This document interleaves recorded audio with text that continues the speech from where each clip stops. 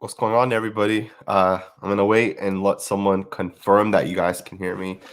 Um, Man, I hope everybody out there's having a great day. Let's just see if someone can confirm that y'all can hear me.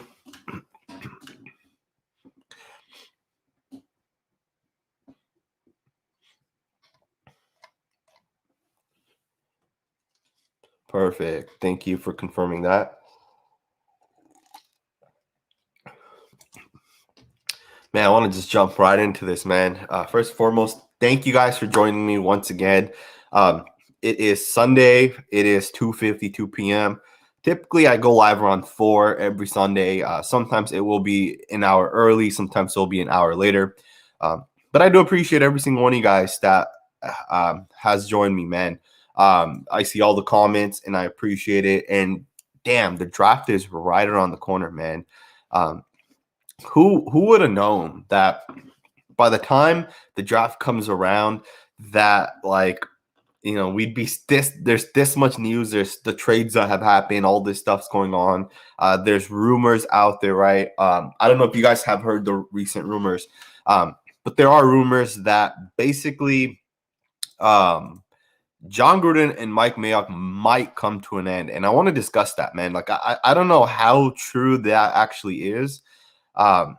But it's kind of interesting to think about it, and we're going to discuss it. And I really want to get into exactly what the issues could be. Appreciate everybody that confirmed that you guys can hear me. I appreciate everybody that's here.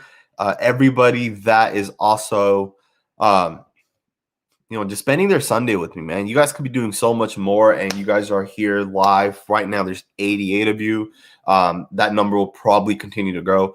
And, I actually went back and I watched Friday's stream, and I saw that there was a lot of twitching during the stream. I'm not 100% sure what that is. I have some of the fastest internet speeds you could have here in the Bay Area. There's no reason why the stream should be twitching. I am connected via Ethernet and all that good stuff. But let's discuss this, man. And before we get into this, I want to let you guys know, man, hit that thumbs up button. There's already 90 of you guys here. I really appreciate every single one of you guys that is here. And we already have our first super chat of the day, man. That's probably the quickest we've gotten a super chat. And I really, really, really appreciate this. If you guys have draft related questions, let me know in the comments below. It doesn't have to be a super chat, but super chat guarantees that I will answer the question. But Mick Levin, first of all, it's just a great name right there, man. Mick Levin. You left a $4.99 super chat. Huge shout out to you. Sanjit, when's the next collab with Docs, or did I miss it? He said was supposed to be last week. You two are my favorite YouTubers. First and foremost, thank you for the super chat. And, I did reach out to Docs, I'd say about 2 to 3 weeks ago. This was the same time when I did my live with Honcho. So I don't know if that was 2 or 3 weeks ago. Maybe that was like a week and a half ago. But I did talk to Docs, and I told him that I'd be able to come on. I think it was on a Sunday, and I had told him like a week in advance. But I did tell him that there was a small chance that I won't be able to do it. And it ended up, that small chance ended up coming to what it is, and we were not able to get connected. I do plan to go live with him again here soon. I just did the one time I went live with him. Sooner than later, you guys will see me going live with Raider Honcho this upcoming Wednesday. So the day right before the draft, I'll be going live with Raider Honcho. We didn't discuss if it'll be on mine or his channel, but most likely we'll just do it on his channel. He does a great job hosting. I don't have the same hosting skills as even Docs. Docs does a great job. He did a great job last time. There was like 4 or 5 of us on, and Docs did a great job, which is, you guys don't think about it, but hosting and having people on your channel, and then you asking questions and getting input and going back and forth, it's a skill, man. And I don't have that, so huge shout out to Docs for doing that. I will be on his channel. I'm gonna hit him up. Maybe it'll be next Sunday or maybe next Monday sometime. I just got to reach out to him, but I do appreciate the super chat, and I do appreciate the fact that I am one of your favorite YouTubers. That does definitely mean a lot. Ray Martinez, first quarterback first round is fake news. It's crazy because that's the stuff that's starting up, man. That's what the that's what the news is now, right? It's all about that. What quarterback are the Raiders going to take? And it doesn't make a whole lot of sense to me. Why would the Raiders take a quarterback? Doesn't make a whole lot of sense. Um, Davis Clan said Micah going to haze the other rookies, and I want to talk about this because there there are some issues with comments that I've been seeing similar to this. You guys don't know what Davis Clan is referring to. Micah Parsons has some, off-field issues. That's what people call it. I don't know if it's necessarily he has off-field issues. And the reason why I say that is he was involved in a situation where a teammate accused him and like two or three other players on the team of harassment, right? Hazing and that kind of stuff. Now, I know for a fact that most likely Penn State just hid everything under the rug. And that's kind of what the guy came out and said. The player transferred. He's not at Penn State anymore. I forgot where he went. I think he went to like maybe a school in Texas or something like that. But he basically came out and said, "Hey, he's bullying me, him and two or three other guys." And that kind of stuff happened. And I don't know how serious it was. And then I think there was another incident where apparently he was bullying someone and then someone pulled the knife out or something like that happened. Don't quote me on that being the exact situation. But he did have those things happen. There was another situation that happened when he was in high school. And that high school situation, I don't blame him for at all. Apparently some girls said some racist comments towards him specifically or towards black people specifically. And I think he turned it into a bigger deal, or he turned it into a big deal. And I think he was ultimately suspended or maybe he just transferred away from that school. Either way, I don't think these issues are as bad as some people might say, and the thing is like, I wouldn't be surprised if literally zero defensive players go in the top 10, right? If you guys think about it, right, from a draft perspective, in the top 10, you're going to get at least 4 to 5 quarterbacks taken, at least 4 for sure, right? The top 3 teams are going to take a quarterback. The Falcons at 4, you really don't know. Are they going to take a quarterback? Or are they going to take Pitts or Chase? But the top 4 to 5 picks, you're going to get a lot of quarterbacks to go. Penei Sewell, Rashawn Slater, possibly Christian Darrisaw, possibly 2 receivers in Jamar Chase and Devontae Smith, a tight end in Kyle Pitts. That's like 8-9 guys already, right? So in the top 10 for the first time since I think like 1960 or some long time ago, right? And a defensive player might not go in the top 10. And that doesn't mean that defensive tackles are necessarily or defensive players are necessarily bad in this draft. It's just that offensive players are just that great, right? Or they have that much potential, which is actually good news. Now I'm saying all that because there's a chance that Micah Parsons falls to the Raiders, right? If you guys think about it, who is the first defensive player that's most likely going to get drafted? Patrick Surtain, J.C. Horn, right? Like corners are the most important position on the defense, at least from a draft perspective, because it's the hardest position to really hit on. There's typically only a couple of corners that are actually going to be good corners. So teams generally choose those guys first. At the same time, Christian Barmore might go. Maybe a defensive end, maybe one defensive end goes in the first round this year. Pretty weak defensive end class, if you ask me. But either way, there is a chance that Micah Parsons falls, which is crazy to think, right? Like, do you guys think Mike Parsons is going to fall? And if he doesn't, if he's at like pick 13, 14, would you guys trade up for him? Let me know in the comments below. Let's go over a couple more super chats, and then we're going to get right back into draft talk. Efren Lopez left a $1.99 super chat. Huge shout out to you, man. I really, really, really appreciate it. Sua Mo said, do you have a brother that does hot shot trucking? LOL, he sounds like you. I don't know about hot shot trucking. I'm not 100% sure what that is. I do have a brother. I'm not 100% sure what that is, but yes, I do have an older brother. Robert Sterling said, do you think Anthony Rush will make the team? I don't think Anthony Rush is on our team. Let me Google that. I'm pretty sure Anthony Rush is on a whole different team right now.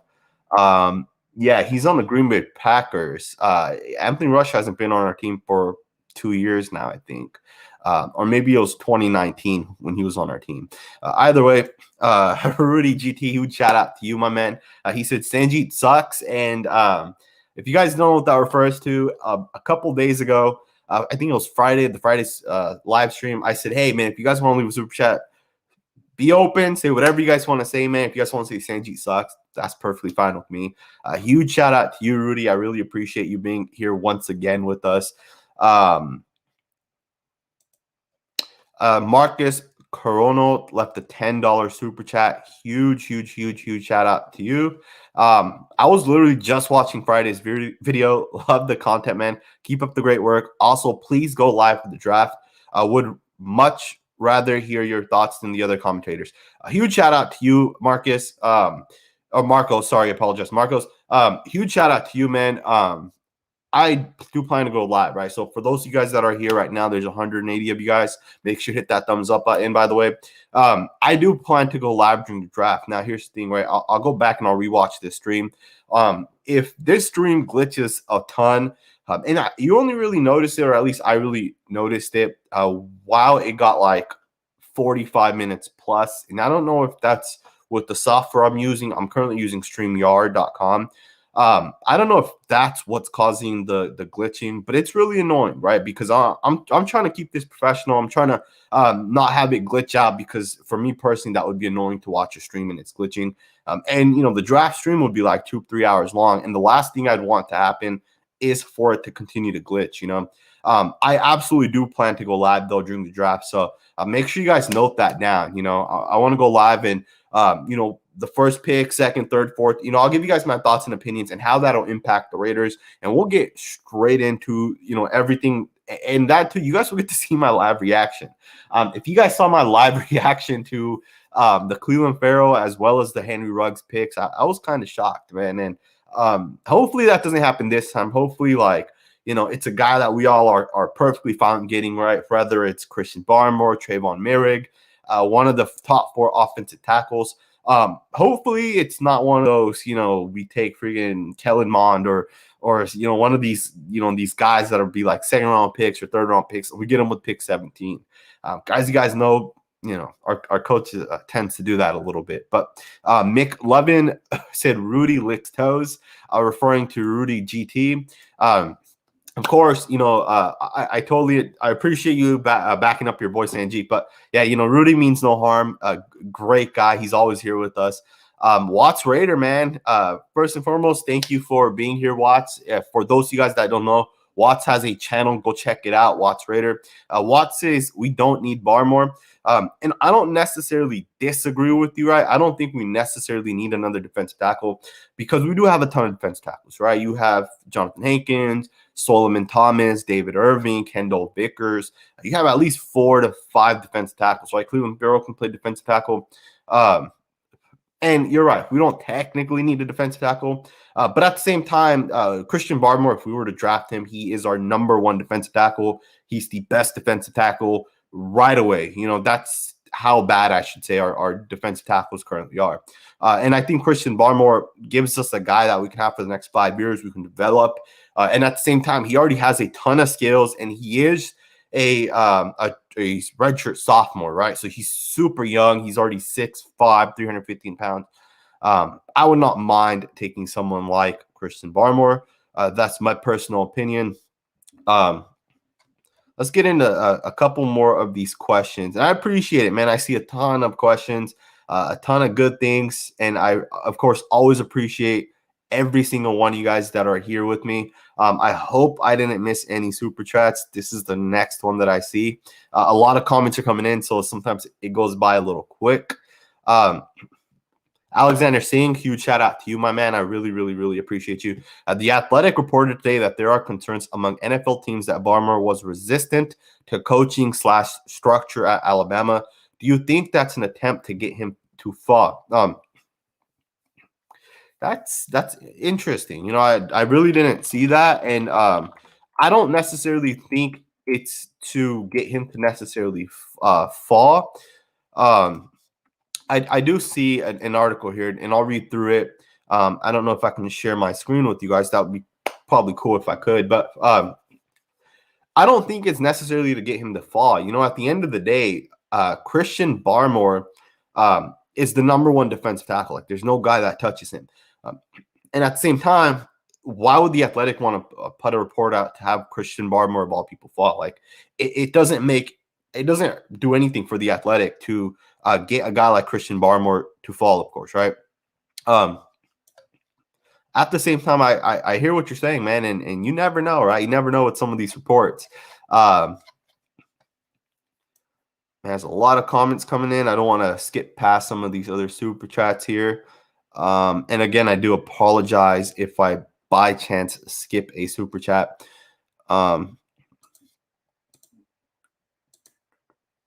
Okay. But yeah, I don't think it's necessarily to get him to fall. But according to the article, I definitely see it. There's a report that he's willingness to be coached.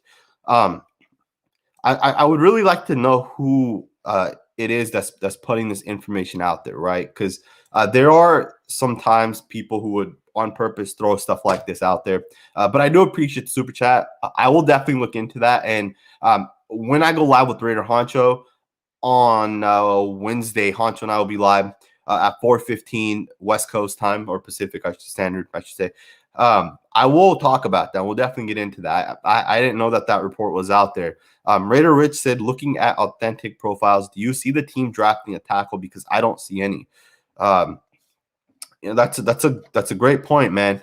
Personally, I think there are 4 offensive tackles that go in the first round. Or I would say are worthy of the 17th pick, because I think more than 4 will end up going in the first round, to be honest. Tevin Jenkins, Rashawn Slater, Panay Sewell, and Christian Darrisaw. Those guys are in my opinion, those guys are the first round offense tackles that, without question, I would take. Now, a couple other tackles I would consider at pick 17 specifically, or I should say another one specifically, would be someone like Samuel Cosme. I think Cosme has all the potential. And, I would not mind taking someone like him.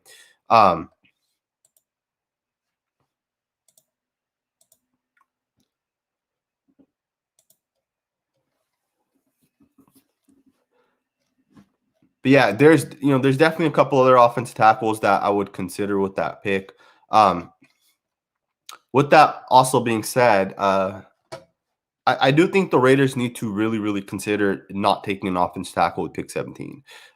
There's a lot of good tackles out there, especially that are going to go in the second to third round. Brandon Hymas, I think he's from Nebraska or Arkansas. He's a real good player, in my opinion, and I think the Raiders could get him in the third round, and he's a starting caliber player. How many teams are going to take offensive tackles this year? Right, there's 32 teams. I'd say 10 are going to target an offensive tackle. The rest of them would probably only draft maybe for a backup offensive tackle. But yeah, I think there are a couple players that the Raiders can target at 17, and we'll get into that. I really, really want to get into some of the players the Raiders target at 17 that are not offensive tackles. Personally, I think if there's one thing Tom Cable knows how to do, that's coach offensive linemen. I mean, you look at some of the guys that we have on our offensive line right now. Just starting, Andre James, the undrafted guy. Denzel Good was basically a career backup that came in, and he's a pretty darn good offensive lineman now. Obviously, Colton's a first-round pick. Richie's been a great guard throughout his career. And then whoever else we decide is going to end up starting, right? John Simpson, or maybe it's somebody else, or maybe we go get another guy. I think Tom Cable's the type of guy that can coach players up. Chuckles left a $10 super chat. Huge shout out to you. I really appreciate the $10 super chat. You said great content, man. I would love us to sit pat at 17 and see who falls to us. Then look at trading back into the end of the first round, coming away with the starting offensive lineman and difference maker on D. That's a great thing that could possibly happen, right? Let's think about this. How many people want us to trade away from pick 17? And then how many people want us to trade up from pick 17? And then how many of us want us to just stay at pick 17, right? Like, there's 3 different situations that could possibly happen. I think the most likely one, and I agree with the Chuckles, we're going to stay at pick 17, man. I don't really see us getting away from pick 17. with that pick, I would love to get a difference maker on the defensive side of the ball. I think unless you for sure want an offensive tackle, and again, if you get an offensive tackle in the first, keep in mind you'll get that 5th-year option, and that's a huge benefit of possibly trading back into the first round. And I'm sure that's why you mentioned that, right? I would not mind taking offensive tackle in the first round, but I would also consider waiting because there are a ton of good offensive tackles in this draft. O-line, this draft, it's very deep. I think it would make the most sense. Let's go out and let's get ourselves a playmaking defensive player, man. Let's get a defensive tackle. Let's get a free safety.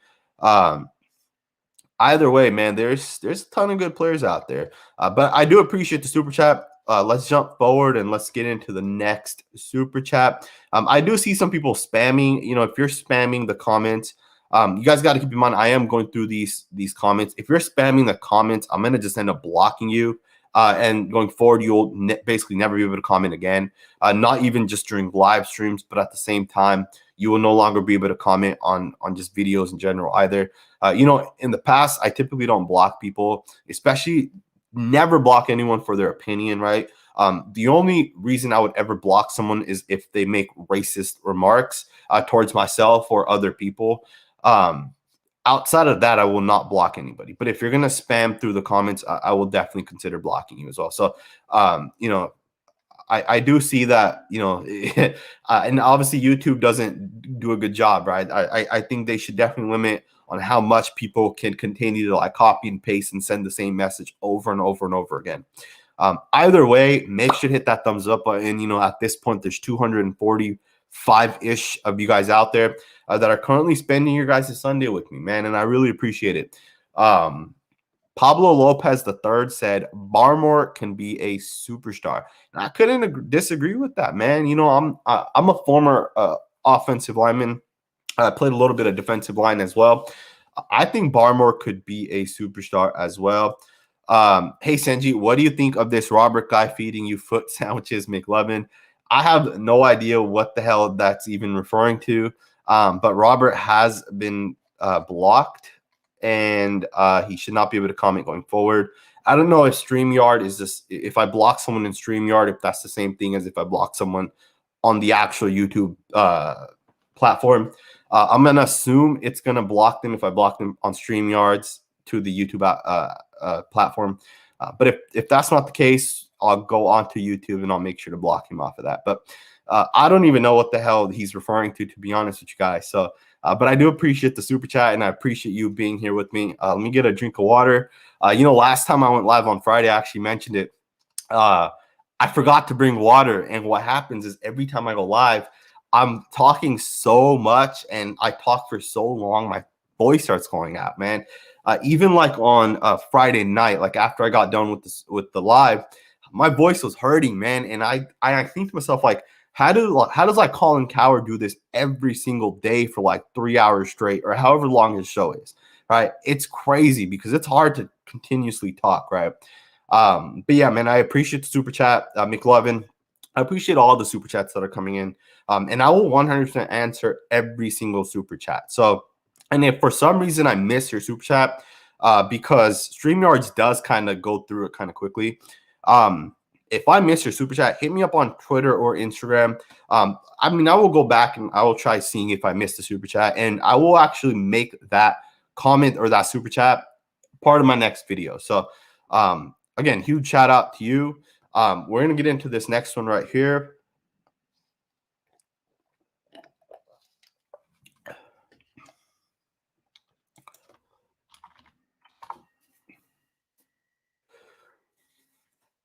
All right. Efron Lopez said Awia, and I don't know if I'm saying his name right or wrong. I'm horrible with names. Interviewed by LeVar Arrington, TJ House, and Plax Burris. Owa said Raiders expressed a lot of interest. Would you be upset if taken? I would be upset because so he's a defensive end, I believe, from Penn State. And the thing is like we have so many defensive ends. Like, do we need to continue to take do we need another defensive end? Like, just right now we have Cleveland, we have Yannick Ngakwe, we have Max, we have Carl Nassib.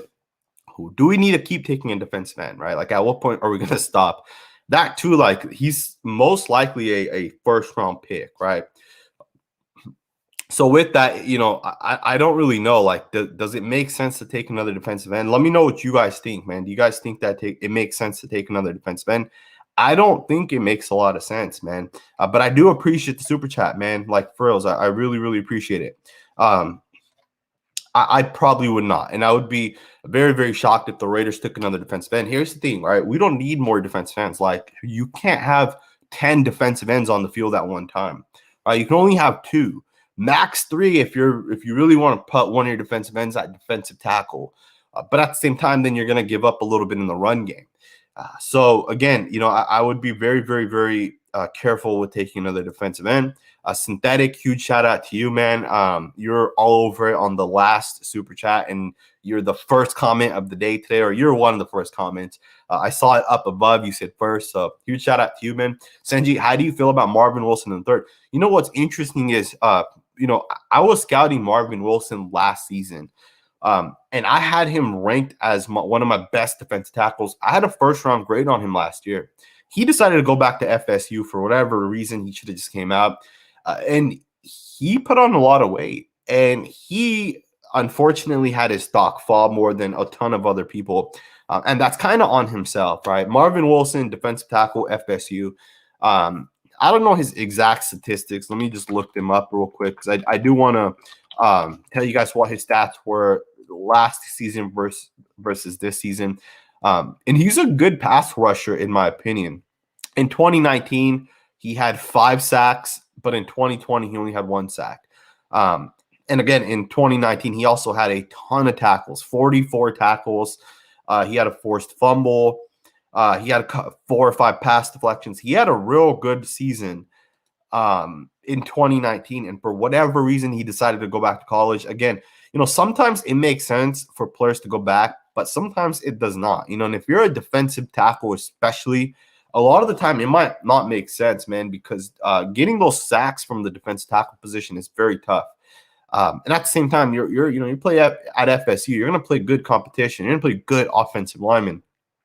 I would take Marvin Wilson in the 3rd round. If we don't get a defensive tackle before that, I would consider him in the 3rd round. For the sole reason that we need a young defensive tackle that can pass rush. Marvin Wilson has shown that he can win at the point of attack with his hands in the past. Mike Mayock and Gruden would have to see it from him to be able to take him. I only watched, I think, 1 or 2 games of his, so I can't be 100% certain what happened with his game. I do know for a fact he kind of came in overweight. And I don't know if that has to do with the fact that maybe he thought his season was going to be canceled or whatever, but that's just lazy, right? You're going to go into the NFL, and I don't even know if he gets taken in the top 3 rounds, to be honest with you, right? He might end up being a 4th, 5th round pick now, right? So either way, we'll kind of see what happens. Huge shout out to you, Aunt Sick Soldier. Left a $5 super chat. What's this news that Mike and John are going to split or spit? But I think you meant split. So if you guys have not heard, let's just jump right into this. I definitely see a couple more super chats. And we'll get into those super chats in just a second here.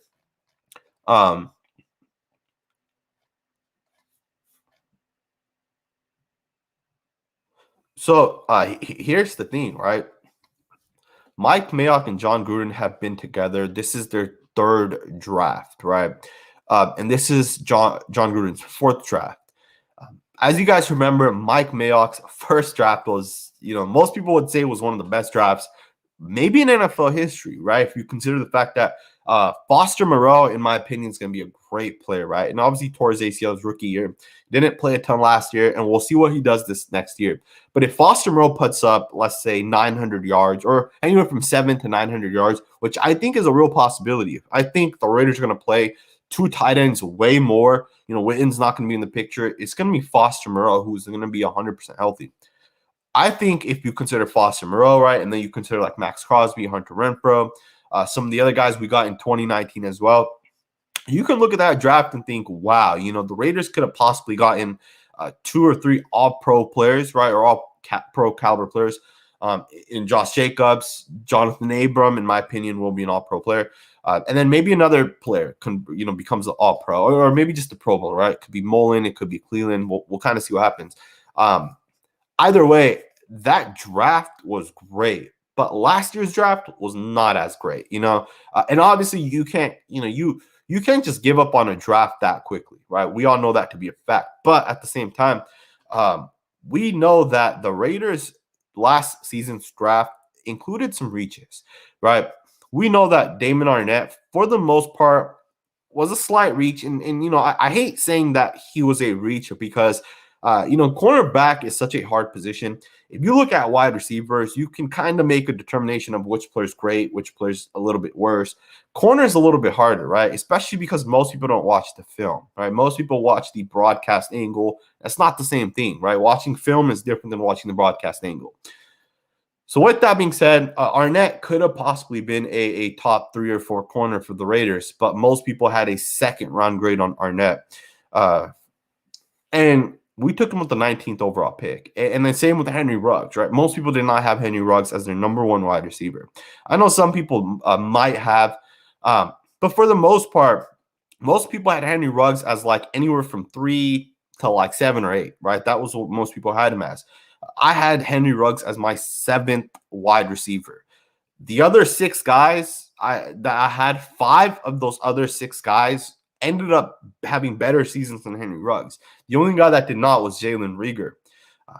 But with that, we took players like Henry Ruggs. We took a player like Arnett. We took a couple other players that haven't really panned out. And again, it's still early, right? These guys are only going into year 2. But people are saying that basically if Mike and John have another draft like last year's draft, or at least kind of what last year's draft looks like, there's a chance that Mike Mayock and John Gruden are both going to be fired. And here's the thing, right? I think Mike Mayock is likely to be fired before John Gruden because John Gruden does have a 10-year contract. And I believe he's going to year 5 this year of that, or maybe it's year 4. I think it's year 4. But either way, John Gruden's definitely, if he's not in the playoffs this year, I would say we need to fire him and move on from him. And I hate saying that because I do think John Gruden's a good coach. And at the same time, it's no one else's fault besides John Gruden's that John Gruden didn't fire Paul Guenther sooner, right? John Gruden should have gotten rid of Paul Guenther sooner, and that's his fault for not getting rid of Guenther sooner. He kept him for 3 seasons, and that's 2 seasons too long in my opinion. But either way, I appreciate the $5 super chat. Jim_Bean left the $2 super chat. Who's on the hot seat this year for us?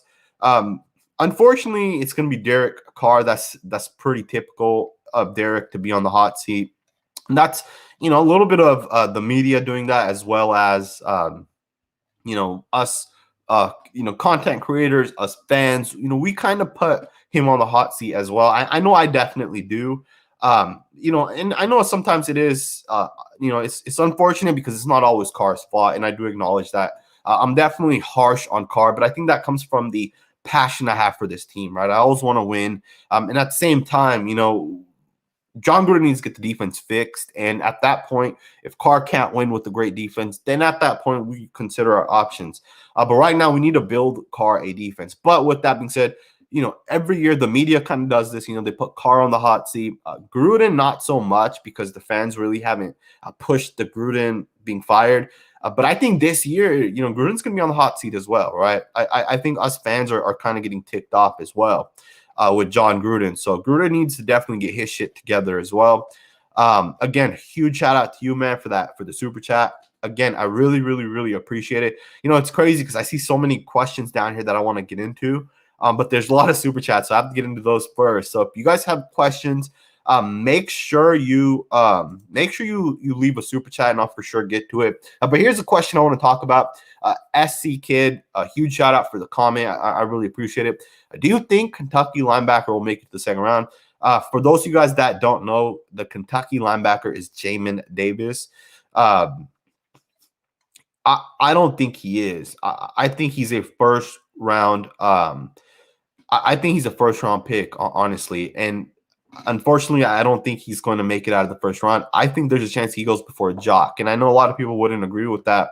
But there is a chance that he could go before Jock. A lot of people in the scouting community are really, really, really high on Jamin Davis. And even if he were to make it to the second round, he wouldn't make it a pick 48. Jamin Davis would likely be picked, I'd say, like, pick 40 at the latest. I think Jamin Davis is going to be a great NFL player. I don't be surprised if, like, the Patriots took him, right? If Michael Parsons is taken off the board, don't be surprised if the Patriots took Jamin Davis with the 15th overall pick. The Patriots are building their defense. So with that, don't be surprised if he goes in the first. I don't think he'll be there with pick 48. Huge shout out once again, man, for the super chat. I really, really, really, really appreciate every single super chat. And I really want to get into a ton of these questions because they're real good questions, man. Dick Vittel, huge shout out to you. And I don't know, is it Vittel or Vital? I apologize, man. I'm absolutely horrible with names. Before we get into your question, man, there's 320 of you guys. Please hit that thumbs up button. It really does help allow other people to see that we're live, we're streaming. And again, every Sunday for the rest of my life, I will be going live on Sunday. So if you guys want to join me every single Sunday, I will try to aim around 4 o'clock, but it's going to be plus minus 1 hour, right? Just depending on whenever I can kind of get on. But let's get into the super chat. Sanji, aren't we kidding ourselves? Our offensive line is scaring the garbage out of me. Please help me see it different. I also played football and coached football too for 25 years. Huge shout out to you, man. So I appreciate the fact that you're here watching this channel. You've coached, you've played. And I know you understand that, yes, our offensive line could possibly be negative, right? Like, it could possibly be a shitty offensive line. But at the same time, our coaching staff, especially, they know what they're doing, right? And I want to talk to you guys about this real quick. If you guys think back, right, there was a time where we had Jared Cook and the Raiders let him go. And I don't know if he went to the Saints. He went somewhere else. And then we said, what the hell are we going to do at tight end? Like, our playmakers already suck, right? Like, Derek Carr is going to get killed. He doesn't have any playmakers. He doesn't have any help. And then out of nowhere, after week 1 or week 2, the Raiders gave a young Darren Waller, an unproven player, a practice squad player that they picked up. They gave him an $8 million raise, right, every single year for the next 3 or 4 years. They locked him up. And the reason why they did that is not because they saw him play in 1 or 2 games. They saw him throughout all of practice, all of the offseason OTAs. The Raiders had seen Darren Waller ball out, and they had already seen him succeed. And they were willing to pay him that money because they knew what type of player he is. I say that because it's the same exact thing with Andre James. The Raiders have already locked him up. You don't pay a player, especially a guy you still have under contract for the next year or two, who's a young, unproven player, unless you're positive that this guy could possibly play for the Raiders, right? The Raiders would not have done that with Andre James unless they were confident in his ability. So with that, I'm not as scared. I think the O-line will be fine. Plus, if you consider this, right, imagine if the Raiders do at pick 17. Imagine if the Raiders do take that offense tackle, right? Whether it's that right tackle or maybe even if it's a right guard, right? There's a couple of real good players. My number 1 overall offensive lineman, Landon Dickerson, who could play right guard for the Raiders, and then that would possibly kick Denzel Good out to right tackle. I'm not scared. I don't think our O-line is going to be bad. I don't think you guys should worry either. I think our O-line is going to be perfectly fine. And really, if you think about it, our right tackle was hurt all of last year anyways. The only same with left guard, right? The only position that's really different is going to be the center and right guard. I don't think right guard and center are that big of a deal, especially if Andre James can replace Rodney Hudson. I don't see it being that big of an issue.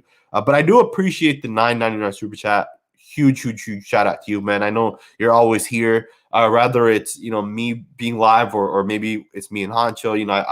You definitely stick out. So huge shout out to you, my man. Cool Zay 1995. Do you think Christian Barmore is going to be a bust? Huge shout out to you, man. In short, I do not. I think Christian Barmore has he's already shown too much on tape to be a bust, right? And I'm not talking about his first half of the season of 2020. I'm talking about the second half, right? The first half he was hurt. So when a player's hurt, you can't consider that and say, this is what the player is going to be, right? I think Christian Barmore is going to be a real good player. And obviously we'll see, right? There's a Obviously, the Athletics report that apparently Christian Barmore is not coachable. I wouldn't know if he's coachable or not. I've never spent any time coaching him.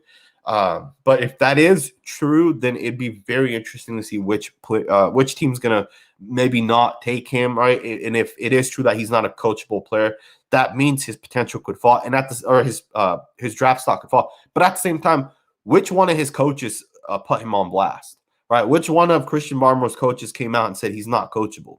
Because I doubt it's one of his coaches, right? I doubt it that's what it is. I think chances are it's more of someone's just trying to get him to fall a little bit, maybe for their own benefit, right? Again, huge shout out to you, my man. I really appreciate it. Jesse Gilbert left a $5 super chat. Huge thank you to you, man. Sanjit, you're doing a great job. You have the most in-depth take on the Raiders. I really appreciate that, man. Like, for reals. You know, I try every single day to put out as much good content as I possibly can. You know, at the end of the day, there's just so much that, like, as a content creator that I can do, right? Like, for example, I try putting out content that I know people will actually enjoy watching. You know, sometimes I could just make a quick 15-minute video, put it out there, put no editing, put nothing into it, and then kind of just like say whatever I want. But I really try to think about what I'm saying. I really try to, script and be honest on what I'm trying to put out there, right? And I appreciate the fact that you are saying what you're saying, because it really does mean a lot, and I really do appreciate it. So huge shout out to you, Jesse. Let's jump forward, man. And let's get into the next question. Richard Kidd, huge shout out to you as well, man. Thank you for the video, Sanjit. Great content. I really appreciate that. For reals, it really does mean a lot. Jim Bean left some, I think those are Raider flags or Pirate flags. Huge shout out to you, man, once again. Jesse Rhoda said, how is the offensive line garbage? We only lost 2 players. One of the players was never able to play and just got paid for nothing. Trent Brown. See, I totally agree with you, man. That's a great point. You know, at the end of the day, like, our O-line is not as bad as people might think, right? Especially the mass media. And I want to remind you guys, you know, if the mass media is saying something, don't follow what they're saying, because a lot of the time, the mass media doesn't know the Raiders. They don't know our backup players. You know, if someone claims to be a Raider fan, you know, especially last year, right? And any time that I've had people talking about the Raiders, recently last year, I would ask them, do you know who the Raiders backup center is? Because if you don't know who he is, you're not a real Raider fan, right? You should know who, for the most part, is. You should know every single one of the Raiders players. You should know that, hey, if Trent Brown gets hurt, even though our backup tackle is Brandon Parker and last year was Sam Young, you should be able to know that, well, you know, maybe our left guard and Denzel Good could possibly play right tackle because he's done that in the past. You need to know every one of these little things. And if you don't, your takes don't really matter.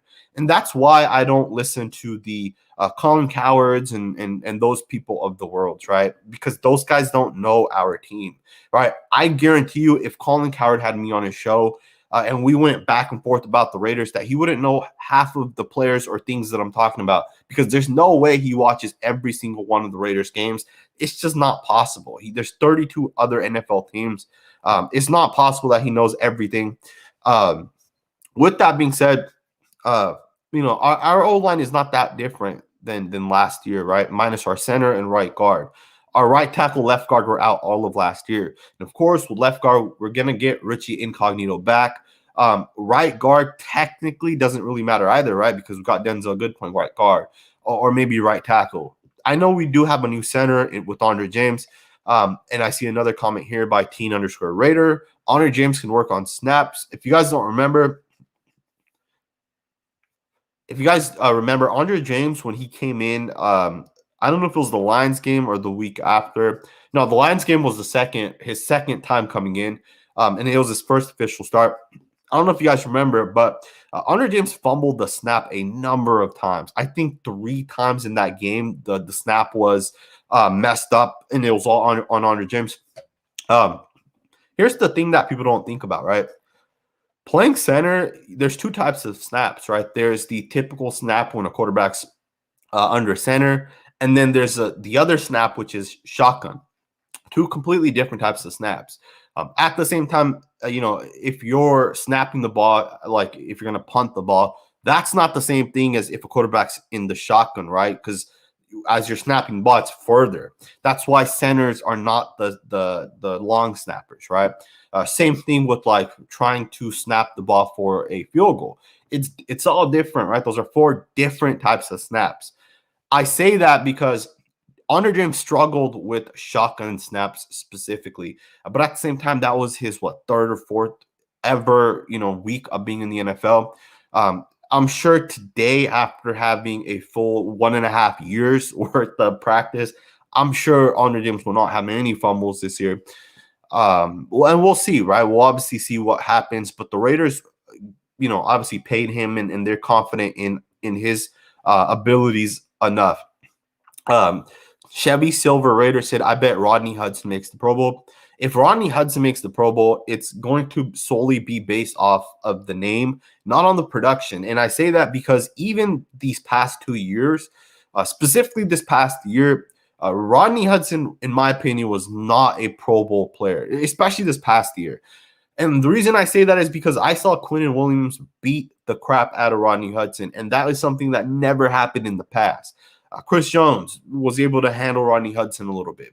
At the same time, how many times did Rodney Hudson try to stretch out to his right or to his left to whiff on a block, and Josh Jacobs got blown up in the backfield? As someone who watches film, I saw that happen a ton, man. So I do think there is still a chance he makes the Pro Bowl. PM said Asaya or Cox in the second. I just hope it is not Asaya in the second. If you guys did not see what Tevin Jenkins did to Joseph Asaya, go watch that Texas-Oklahoma State game, and I felt bad. I felt bad for Joseph Asaya. Ben Bad said, Raiders, huge shout out to you, man. I appreciate you being live with us here. You were here last time, so again, huge shout out to you. I appreciate all of you, man. There's 331 of you guys here right now. So hit that thumbs up button. This is going to be the final live stream that I will be doing on this channel before the draft.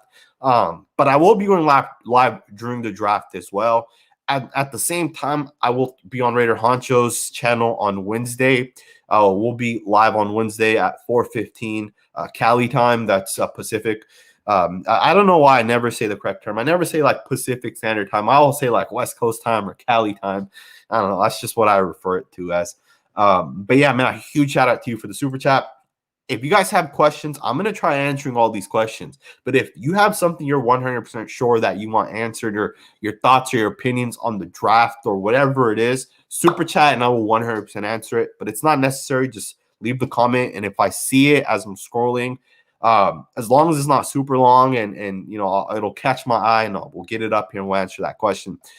There's 325-ish of you guys. Hit that thumbs up button, man. I really do appreciate every single one of you guys. Which 2 or 3 players do you see falling to the Raiders at 17 that will shock people? Thank you, Larry, for the $4.99 super chat. I really do appreciate it. Let me think about this for a second. Let me take a sip of water because my voice is going away again. So, that's interesting because I said this at the beginning of the video. I know some of you guys weren't here. But if you guys think about this, right, and really think about this, how many offensive tackles, quarterbacks, and receivers are going to go in the top 17?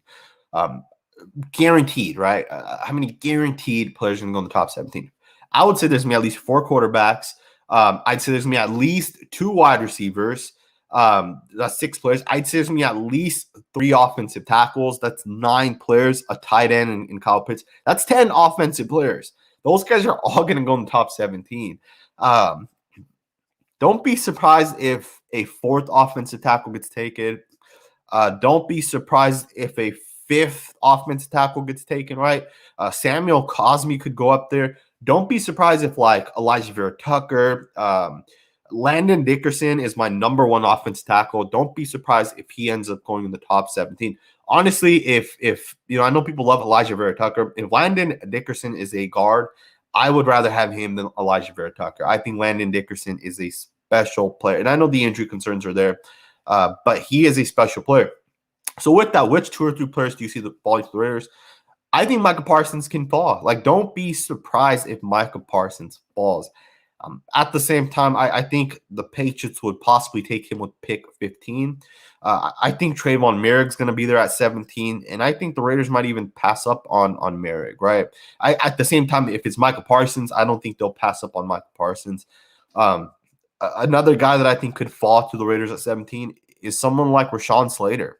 Rashawn Slater, even though some people have him as their number 1 offense tackle, other people don't like him at tackle because he's like 6'2", 6'3". He's really short. And people have an issue with that, which I think it's unfortunate, right? But it is part of the game, right? People value things like height, the length of your arms if you're going to play offense tackle. There are some standards, and 6'3" doesn't meet it. So Rashawn Slater could possibly fall to pick 17. Tevin Jenkins could be there at pick 17. I don't think Tevin Jenkins being there at 17 would be necessarily like, oh, he's falling to the Raiders. At the same time, let's say there's a chance Penei Sewell could fall, man. Like, you never know. I know people are saying Penei Sewell is like the number 1 consensus offensive tackle, but what is he great at, and what's he the best at, right? Like, he's not the best pass blocker. I'd say Rashawn Slater and is probably better. He's not the best run blocker. I think Christian Darrisaw is better. I don't know what he's the best at. You're taking Penei Sewell kind of based off of potential, right? I think chances are he won't fall to pick 17, but you never know, right? You never know. It could definitely happen. I've seen some crazier things happen in the past. With that, let's jump forward, man. Again, huge shout out to you for the super chat. Cool's A1995 said, Brevin Jordan in the 3rd round and Hamza Nasruddin in the 3rd round. If we got Hamza Nasruddin in the 3rd round, your boy Sanji will be doing backflips, man, because Hamza Nasruddin is one of my favorite players coming out, and he can do he's a versatile player, right? And I know he might have some limitations. That is Hamza Nasruddin, for the sole fact that and someone Brett Coleman and I were talking about this, and Brett Coleman told me that Nasruddin has Groot arms, and if you guys don't know what a Groot is, just Google it. And it made me laugh because when I saw what it was, and I looked at Hamza Nasruddin, I laughed because Hamza Nasruddin is like 6'3", 6'4". He's long, he's lengthy, but his arms are super skinny. Like, I probably have thicker arms than him, and he's an NFL player, right? And if he's there in the 3rd round, which I think there's a chance he'll be there in the 3rd round. At the same time, don't be surprised if he does go in the 1st, 2nd, or 3rd round, right? He could go anywhere because he is that player that he did tear his ACL, so that kind of hinders his stock a little bit. I would take him in the 3rd round. Brevin Jordan is a tight end. I would not take him at all. I don't think the Raiders need another tight end, but here's the thing, right? Brevin Jordan did say that he would love to play for the Raiders. I think he is from Las Vegas as well. But with that being said, I would not take him at all. In the 3rd round, pick 79 or 80, that means that you're getting one of the 80th possibly best player in college football. Chances are that's probably going to be the 3rd best guard, right? The 3rd or 4th best linebacker, maybe the 7th best corner, safety, 3rd best or 4th best safety, right? That's what a 3rd round pick is. 3rd round picks are valuable. I think people underestimate how valuable 1st, 2nd, and 3rd round picks are, right? 2nd and 3rd round picks are very, very valuable. 4th round picks are pretty valuable as well, if you ask me, right? 4th is what, 96, right? Or something like that. Anyways, let's jump forward, man, and let's get into this next super chat. So I do appreciate the super chat, Coolze. It really does mean a lot. If you guys have questions, super chats, and I will for sure answer them. Let's jump forward, and I see a ton of good questions, man. I might even have to go back into some of these. I do appreciate every single one of these comments, and I appreciate every single one of you guys that are already here watching with me here, because it is Sunday. It's 3:45 Cali time, and I appreciate it, man. I really, really do appreciate it. Jesse Barsonis left a $4.99 super chat, and I apologize if I say your last name wrong.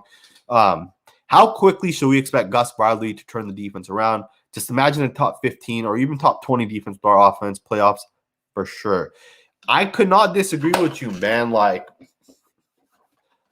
think about this. The Raiders gave Paul Gunther 4 years, or I'm sorry, 3 years, right? 3 years, and he was trash. It wasn't 3 because he got fired, but he had basically 3 years, right, to turn this defense on, and he was trash. And it sucks because what's now going to happen is the Raiders are going to get Gus Bradley his first year.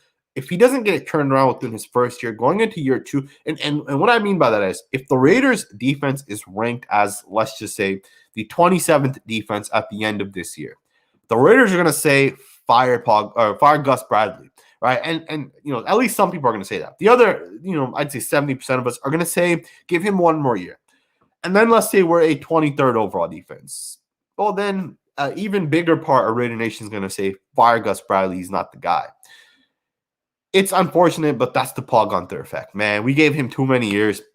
I expect Gus Bradley in year 1 to have the Raiders defense firing on all cylinders, top 15, for the sole reason that you look at the investments we made on this defense, right? If you think about, Unique Ngakwe, Cleveland throws a 4th overall pick. Max Crosby, even though he's a 4th round pick, he's a, 17 sacks in his first 2 years. At the same time, Jonathan Hankins, you just re-signed him. You bring in players like David Irving, Kendall Vickers gets re-signed. And then you pay players like Nicholas Morrow, Kwiatkowski, and Corey Littleton. And Corey Littleton's paid well, right? And Kwiatkowski's paid pretty well as well. Then you look at the first-round investments in Damon Arnett, Jonathan Abram, second-round pick in Trayvon Mullen. If we get Trayvon Merrick with pick 17, look at the investment that you're making in the defense. You expect Gus Bradley to have that defense going right away, right? There's no excuses. But yeah, you're right. Imagine a top 15 or a top 20 offense. Like, our team would be so much better. And you're right, playoffs for sure. We're going to have to win 12 games this year because the season's been expanded or the games have been expanded. I think the Dolphins won 11 last year and they missed the playoffs. 11 games, man, you missed the playoffs. That's pretty crazy. But I think you got to win 12 games to get into playoffs this year, right? I don't think 11 is going to get you in even this upcoming year. And I know 12 games, like, oh, wow, you went, it'd be, I think, 12-5 at that point. That's a real good record, but, so we'll see, right? It's going to be interesting to kind of see what happens. Huge shout out to you, Clockwork Stez. What's up, Sanjit? I hope you're doing well, man. I appreciate you being here. I appreciate all of you guys being here, man. If you guys have not already, please hit that thumbs up button. It really does mean a ton. Let's get into the next super chat. Again, I really appreciate any questions, anything you guys have, just let me know. If we have a top 5 line next year, Cable gets an award. Mike Hawk left the $2 super chat. I appreciate it. And I agree with you, man. It's crazy because I think after Tom Cable's first season, a lot of people were calling to fire Tom Cable. I don't remember exactly who the people were, but there were, I think there was a YouTuber. I don't remember exactly who it was. Someone was saying we need to fire Tom Cable. And I disagreed with it, man. And I didn't think that it made sense to fire him because he had proven that he can develop players. He's a head coach for a reason. And again, I agree with you, man. You give Tom Cable some undrafted guys, and he'll convert them into good football players. That's the type of coach that Tom Cable is, right? Jason Marshall said Xavier Collins. I think he's responding to someone else, but I don't like Xavier Collins, man. I don't see him fitting in with the Raiders at all. First and foremost, the guy weighs, I think, 277 pounds. That's way too heavy in my personal opinion. Like, what position does Collins play? Is he a linebacker? Is he a defensive end? It doesn't make sense, right? The game is not, the game's getting away from those linebackers that are like run defensive guys, right? Run D guys. Don't be surprised if Xavier Collins doesn't go in the top 40 picks. Like, just don't be surprised because I don't think it's needed, that type of linebacker. Don't be surprised if he's like the 4th or 5th linebacker taken this year. I think there's a chance that Parsons, Davis, Jock, all go before him. I I wouldn't be surprised if another linebacker goes before him too. So either way, I do appreciate the comment regardless. I'm not huge on Xavier Collins. Dick Vital said, I don't disagree that we needed some changes on the line, but what KC did was replace their guys with 2 all-pro guys. That is crazy and scary. I don't disagree with you, man. You look at the Chiefs, I think so. How the hell do you afford a $50 million quarterback or $45 million, whatever it is? I know he took a pay cut, but how do you afford that? The contract Tyreek has, the contract that you've already given to Travis Kelce, and now you just got a all-pro left guard in Joe Thuney from the Patriots. Orlando Brown Jr., who obviously hasn't been paid yet, but he's still, I believe, on his 5th-year option this year. Or no, I take that back. I think he's in his 4th year because he came out the same year Colton Miller came out. But he's going to want to be, and he's not even eligible for the 5th year. Actually, he's not a first-round pick. But he's going to want to be paid as well. How do you afford all these guys? But at the same time, the Chiefs made a mistake with the Orlando Brown Jr. Trade, and here's what people are not considering. And the Houston Texans made the same mistake. When you trade away a first-round pick, a second-round pick, multiple late-round picks for a guy, you give up all of this for a guy, especially a guy that's not under contract, you're not renting him for 1 year to give all that up. But at the same time, you don't have leverage now, right? You've traded for your future offensive tackle, your future left tackle, but you don't have leverage now because you've already given up so much for this guy. That guy has all the leverage. That guy can say, I want $26 million. There's nothing you can do because after this 4th year, that guy can walk away and he's not, there's nothing you can do to keep him. With that, I think the Chiefs made that mistake, right? You should have had him agree to a contract before he even came here. You should have seen how much money he wanted because you look at Orlando Brown Jr.'s contract compared to Colton Miller's. Colton Miller is under contract for the next 4 or 5 years, and we're going to have him at $12 million in each of his 2 final years. $12 million. Players today are already being paid $23, $24 million as an offensive tackle. In 3 seasons, offensive tackles are making $27, $28 million. And Colton Miller will be making $12 million, which is crazy. John Gruden knows what he's doing when it comes to contracts. The cap is a very important part of long-term success, in my personal opinion. But yeah, I do agree with you, right? Kansas City got 2 all-pro offensive linemen. I think Kelechi Osemele is still there, and Kelechi Osemele is a great guard when healthy. Here's the one issue I have with this, right? The Chiefs are getting all these offensive linemen, but at the same time, are they going to run the football with these guys, right? I don't know, right? I don't know if they're going to run the football as much as they could with these guys. I don't know if their running back is capable of getting 20 to 25 touches. At the same time, that's not a team that runs the ball that often anyways, right? Either way, I really appreciate the super chat. If you guys have questions, make sure to throw them down here, man. I really appreciate it. SanjitRaider is, huge shout out to you, my man. I really appreciate you being in the comments, interacting. I actually do look forward to going back and reading everything that you guys are talking about. One of the shitty parts of being the host, the guy that's actually live, is I don't get to actually be there interacting with you guys. That's why I love to go on other channels that when they go live, right? Rather it's Raider, or rather it's Graphic, or it's Raider Honcho, or maybe it's someone else that goes live. I like being in the comments so I can interact with you guys. But Watts said Belichick is going to hit on 15. Watch right in Gruden's face. Don't be surprised, man. Don't be surprised if Belichick takes one of those. Imagine if the Patriots took Christian Barmore at pick 15, right? Christian Barmore will be a superstar player. I have so much confidence in him. I think his bust potential is very low. SanjitRaider also said Nazardine is a good safety, has potential. I totally agree with you.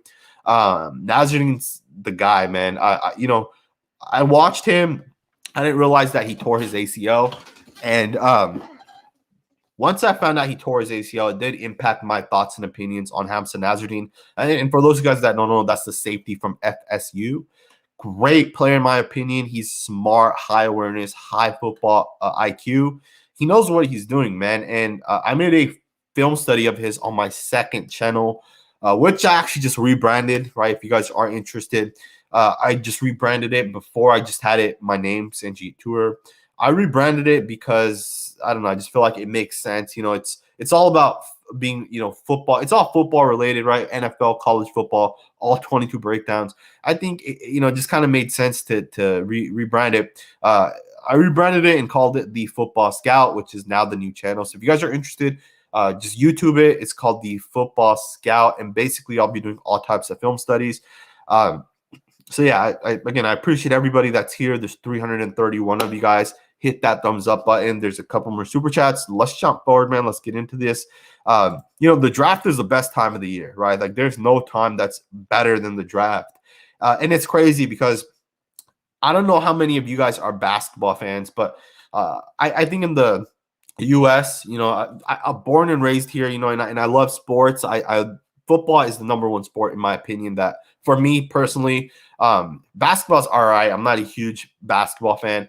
I don't really watch MLB or hockey, golf, right? UFC or whatever it is. I don't really watch a lot of other sports, right? It's typically football, a little bit of basketball, not that often. My team's kind of sucked for a long time. My whole life, pretty much. The Sacramento Kings have been trash.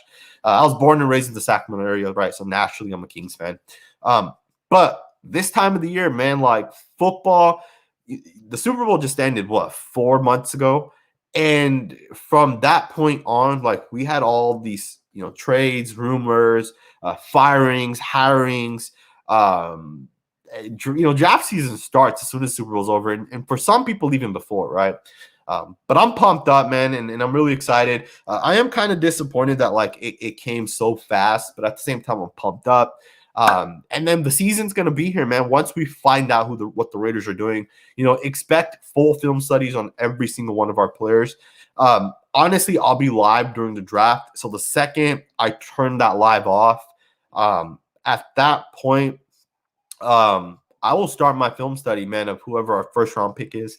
And then the day after, I think they do both the second and third round. So we'll get 3 more players on the next day. But yeah, I want to get into the super chat. Raiders 22 left the $10 super chat. Thank you very much. I really do appreciate it, especially since, half the content on my channel gets demonetized. Super chats really do go a long way, so I really appreciate it. Hey, Sanji, who do you like more, Richie Grant or Jevon Holland? I personally think we should take safety in the second and focus on someone like Jock, Barmore, or Michael Parsons if he falls in the first.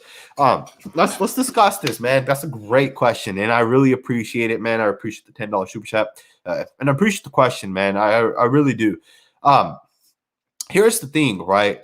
Richie Grant and Jevon Holland are both going to be good players in the NFL, but they're different types of players, right? They do different things. Richie Grant on one end is more of that box safety. He's like a strong safety. He'll hit you and he'll lay your ass out. And that's the type of player that Richie Grant is. But at the same time, Richie Grant is not a free safety, right? Not that guy that's going to be playing deep third and going sideline to sideline. That's not Richie Grant. Jevon Holland is more of a nickel player, right? Like he could play strong safety, but he's more of that split safety. He's more of I'll come up and I'll play, in the slot and I'll cover a tight end. I'll cover your fastest wide receiver. At the same time, Jevon Holland can play the deep third, but he's not as good of a football player as someone like Richie Grant. Personally, I wouldn't take either of those guys. I would probably take 3 or 4 other safeties before I take either of those two guys. But I'll be honest at the same time. Jevon Holland, I haven't watched enough of his film. I believe he opted out of 2020, and you can only watch 2019. So many guys, so many different things are happening. So many people have opted out and all that good stuff. And at the same time, you said that I personally think safety in the second, and we should focus on someone like Barmore or Michael Parsons. And I agree with you, man, or Jock as well. I agree with you, man. I would take any of those 3 guys before I take any of the other 2 guys. And I guess in the second round as well. I would even throw Trayvon Merrick in there. And I know, you're saying that we should maybe wait on taking a safety. The thing is we need a difference maker, right? Like we don't need another average player, another guy that's not going to have a huge impact. We don't need that, right? Like what the Raiders need is they need a guy that's going to come in and get 5, 6, 7 sacks, that are going to be converted into forced fumbles, right? So rather that's Michael Parsons, rather that's Christian Barmore, or a guy that can get 3 or 4 interceptions, right? And maybe take 1 or 2 to the house, right? Get a forced fumble, right? Or forced fumble. We need those type of players, right? And right now we don't really have any of those guys that can actually do that for the Raiders. But I do appreciate the super chat, and I appreciate the question. It's a great question. I want to jump forward and get into the next super chat here. Knock Andrew, huge shout out to you. Love your content, bro. Much love from San Jose. Huge shout out to you, man. I really, really appreciate it. A true statement here. San Jose is one of my favorite places to visit. I'm here in San Francisco, so naturally I go to San Jose all the time. I go to the San Jose Walmart all the time. So if you were to ever see me, you might see me at that Walmart. But yeah, huge shout out to you. I really appreciate the comment. Again, if you guys have questions, man, you guys let me know. Sacramento Raider King said best player available. Do you guys think the Raiders should take best player available? Because I don't necessarily disagree with that, but the Raiders really haven't been doing that, right? Like the Raiders really haven't ever said, hey, we're going to take the best player available. Either way, I wouldn't mind taking the best player available, but at the same time, it just depends on who is the best player available. Like, what if it's a corner? Do we need a corner? I would probably stay away from a true corner, right? I think the Raiders do need a nickel corner, and obviously, I don't see a guy being there with pick 17 that's going to be a nickel corner for us. I could see a guy like Aaron Robinson from UCF being there in the second round. I could see a guy like Elijah Molden being there in the second round, and I would take either of those guys to be the Raiders slot corner. I don't know if Amik Robertson's that guy, right? Amik Robertson could end up being an outside corner, right? He can get converted back to the outside. Either way, I appreciate every single one of you guys that are here watching this video. It's officially past 4 o'clock here on the West Coast, which means it's past 7 o'clock on the East Coast. Over 300 of you guys here. Make sure to hit that thumbs up button. Edgar Bonilla, $5 super chat. Huge shout out to you, my man. I support good content. I really appreciate that, man. For those of you guys that don't know, I'm trying to put as best content out there as I can. At a certain point, I would say like maybe a couple months back, I decided that, hey, I'm going to just put out whatever content, just whatever is quick. As a content creator, I'm sure Watts Raider might be able to relate to, because he puts out content as well. And there's a couple other real good content creators. It gets tiring putting content out, man. If you have a full-time job, if you have a full-time, a commitment to whatever it is, it's hard to just put that time and effort into it, because sometimes I'll be creating a film study, and I'll spend 4, 5, 6 hours on it.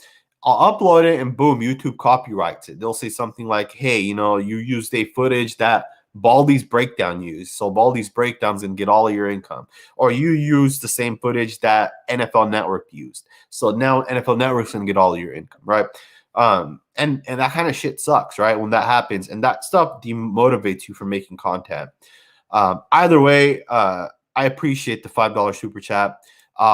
Kevin Lurker said, I just popped in from vacation to say hi. Going to be an excited weekend. Hey, man, I hope you enjoy your vacation wherever you are vacationing. I hope you enjoy it, man. Very exciting week. I'm super pumped up. I haven't even really considered what type of content I'm going to put out there this week, because the draft's here, man, and I really don't know what I want to do. With that being said, let's jump forward again. Thank you for stopping by, Kevin. Really appreciate it. Nina and I don't know how to say her last name, Rentasso. Again, I apologize. I say this over and over and over again. I am probably the worst person with names. I don't know why, just horrible names. Cosme in the second would be awesome. I would not disagree with you, man. If the Raiders wanted a tackle that fits Tom Cable's scheme, Samuel Cosby from Texas is the guy, man. I watch him, and when I watch him, I'm amazed by the type of angles he takes, the type of blocks he makes, the type of things he does. It's very impressive, man. And I would take Samuel Cosme, and I see a couple of people here agreeing. Samuel Cosme's the guy, man. I love Samuel Cosme. I think he would be a great fit for the Raiders.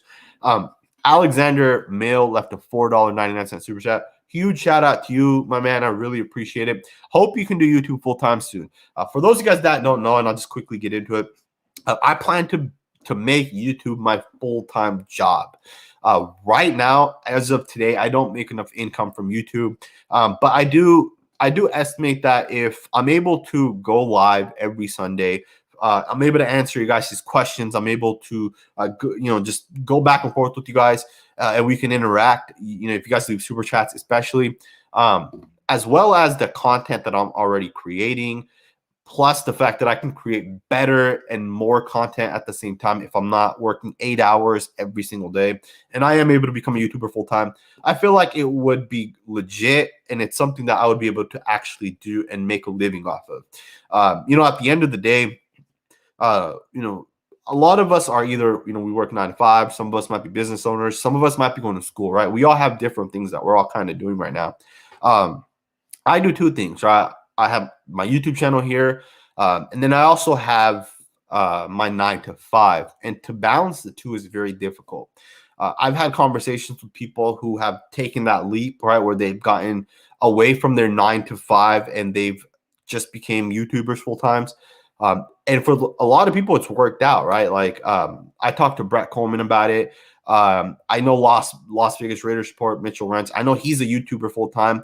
I think Samoan Raider also mentioned it on one of his channels that he's a YouTuber full time.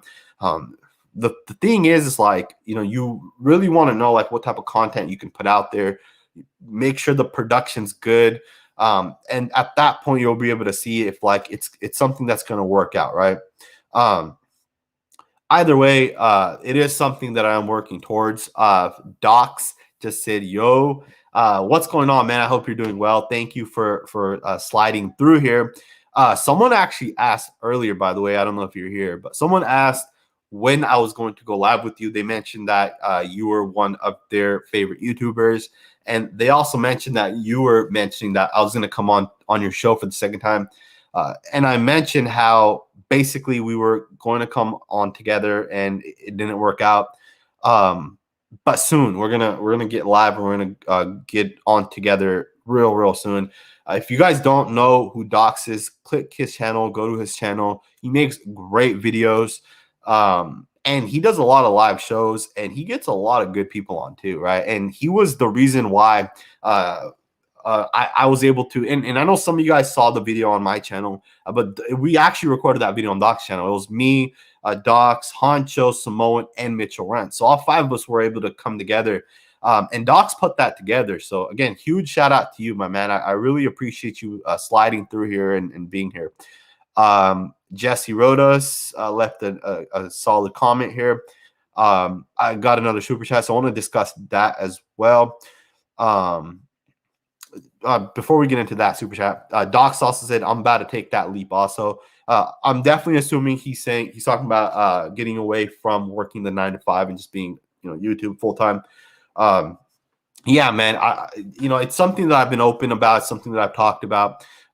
It's tough, man, making YouTube videos every single day when you're already working your 9 to 5. And the shittiest part, honestly, is when you upload a video or you create a video before you get into work.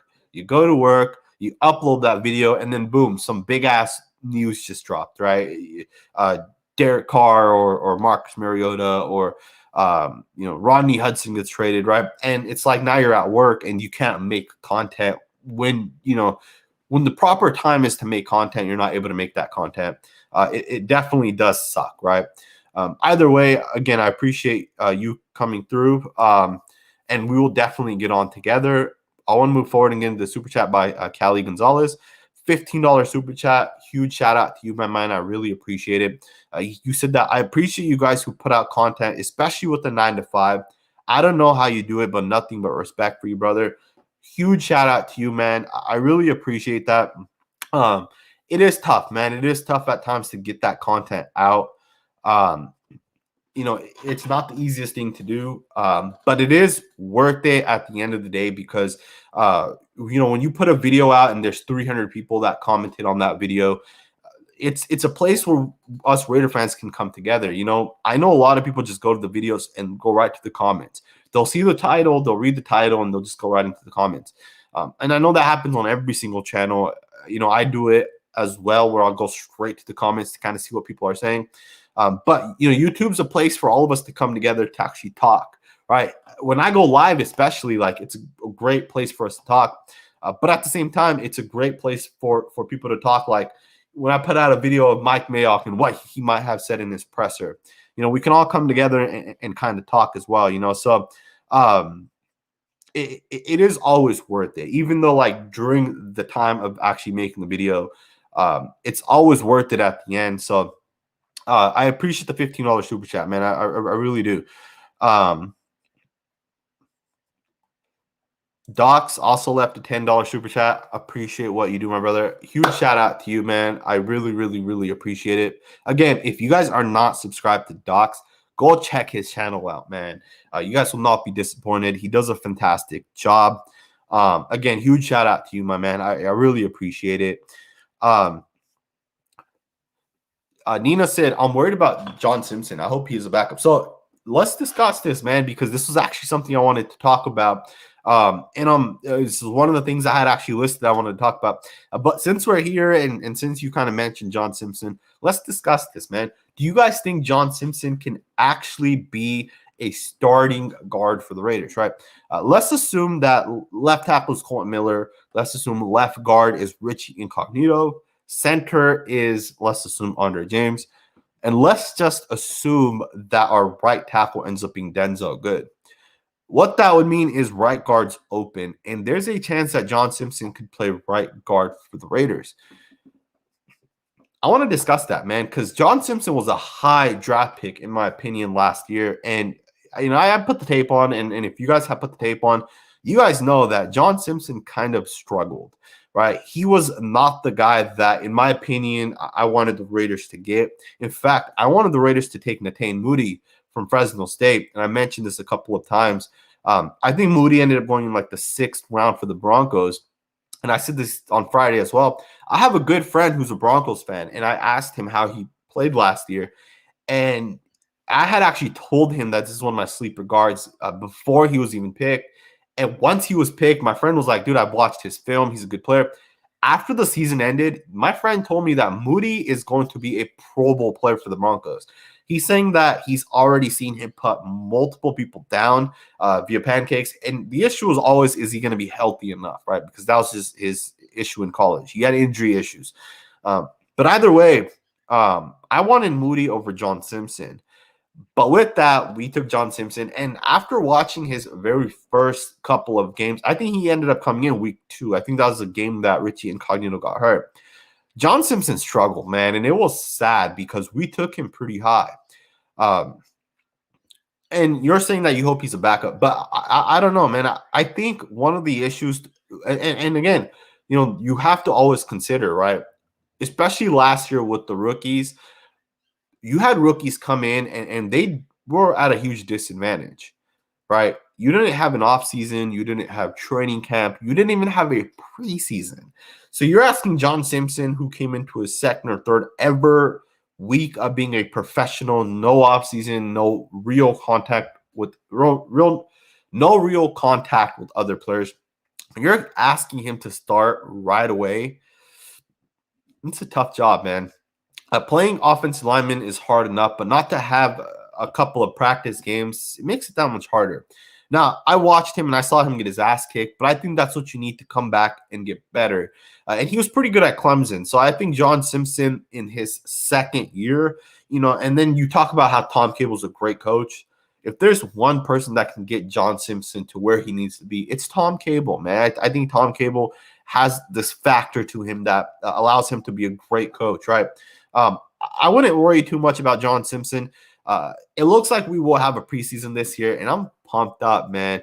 If you guys aren't subscribed, make sure to subscribe because the content that I will be putting out during the preseason is gonna be fantastic, man. I hope by then I could already have taken that leap and I'll be free.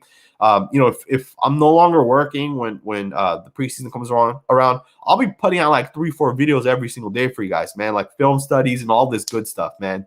I'll be putting 15-hour days in for you guys. So I appreciate the comment. Chef B, I hope you're doing well. What's good, Sanji? Thanks for the new content and keep us all coming back. I really appreciate it. Huge shout out to you. You just became a member to this channel. I just followed you on Instagram as well. So I really appreciate you. Edgar left a $5 super chat. Appreciate the super chat. Again, if you guys have questions or comments, leave a super chat. If not, we'll just get into it. Just try leaving a comment and we'll get into it as well. Edgar says, shout out to Docs, Watts, Honcho, Little Andy, Simone Raider. We support you guys. Thank you. It's a good time to mention, there's so many other Raider content creators. Everybody has their own unique style. Everyone kind of does things a little bit differently. I try to make my content different than the next guy, right? And, we all see some of it that works. Sometimes it doesn't work. But, as Raider fans, all you guys that are out there, I see when you guys are on Honcho or Watts or Docs or Simone or Andy's channels, I see the guys, like those same guys that are commenting on my channel and at the same time supporting all the other channels. I appreciate it, and I'm sure all the other content creators appreciate it as well. Again, thank you for the $5 super chat. Spider Max said, Merrick, Barmore, Tevin, Jenkins, Parsons at 17, and I'm happy. I could not disagree with you, man. If the Raiders get any of those guys, I'm perfectly fine with it. And the crazy part is that chances are most of those guys will probably be there, right? If any of those guys aren't going to be there, it'll be Parsons. But chances are, like, Merrick will be there, right? Barmore will be there. Free safety or safety in general isn't the most important position, right? And they typically don't go that high, right? I think Derwin James went with the 17th pick a couple years ago to the Chargers. The safeties don't go that high. And I think like Buda Baker was a 2nd-round pick, right? And coming out of college, dude was a beast, right? Either way, I think Merrick will probably be there. Will the Raiders pull the trigger? That's more of what we'll kind of see. Spider Mac also said Parker is garbage. I can't disagree with you there. Parker has not been that good. Blake 4311 left a $2 super chat. Give a shout out to Mikey and Watts. You three be my guys. I appreciate the super chat, man. I really do. And I do want to give a huge shout out to Mikey, because Mikey Raider is the OG of Raiders content creator, right? When I started making videos, I remember when I had like 3,000 or 4,000 subscribers. Maybe it was even less than that. Maybe it was like 2,500. I used to watch Mikey's videos every single day. And he gave me a shout out, man. And I was like, man, dude, this guy just gave me a shout out. And I was pumped up, man. But I want to give a huge shout out to him, man. He's the original content creator. He's done a great job for so long. I know he has other things going on in his life that he's focused on. He's a great guy, man. And I really want to give a huge shout out to him because he helped me out a ton, right? So huge shout out to him. And yeah, huge shout out to you, Blake, for the $2 super chat. Let's get into some more of these questions, man, because I'm going to kick this up and probably get this to 2 hours. We'll kind of see, man. If you guys have questions, make sure to leave the questions below. I really want to know what you guys think. At the same time, I do want to talk a little bit about a couple other things, right? There's this guy named Jamin Davis who personally I really, really like. And I think he's going to be a great linebacker. Do you guys think that there's a possibility the Raiders take a linebacker with pick 17? Even if it's like Micah Parsons, do you guys think the Raiders would actually pull the trigger? Because right now at the linebacker position, the Raiders already have Morrow, we already have Kwiatkowski, we already have Corey Littleton. Do we need another linebacker? Especially when the NFL is going away from having 3 linebackers in. Typically, we're going to have 2 linebackers in most of the time, right? I think last year the Raiders played with three linebackers, I think like 13% of the time, plus minus a couple percentages. But we're probably not going to play with multiple linebackers on the field at the same time that often, right? We're just not going to. It's just what it is. So do you guys think that the Raiders are going to actually take a linebacker? Now, at the same time, if Micah Parsons is taken and Jamin Davis is still there, like don't be surprised if the Raiders or even another team, right? Like let's say Micah Parsons is the 10th overall pick. Don't be surprised if the Patriots take Jamin Davis with pick 15. The Patriots need a linebacker. And I know Hightower is coming back, right? He had opted out in 2020.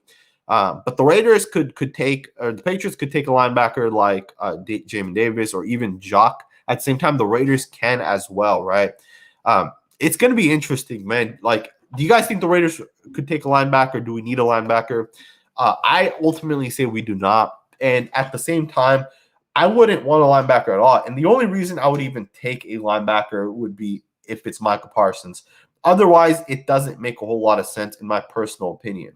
So yeah, that's just my personal opinion. And at the same time, there's so many other positions that I think we actually need, right? Like we need a pass rushing defensive tackle. We need a true free safety, right? A guy that can play the deep third.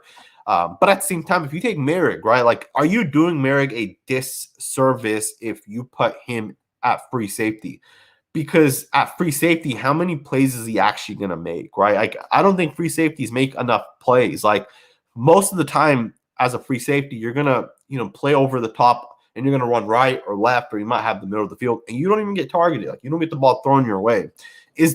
Are you kind of putting him in a position where it might not make sense?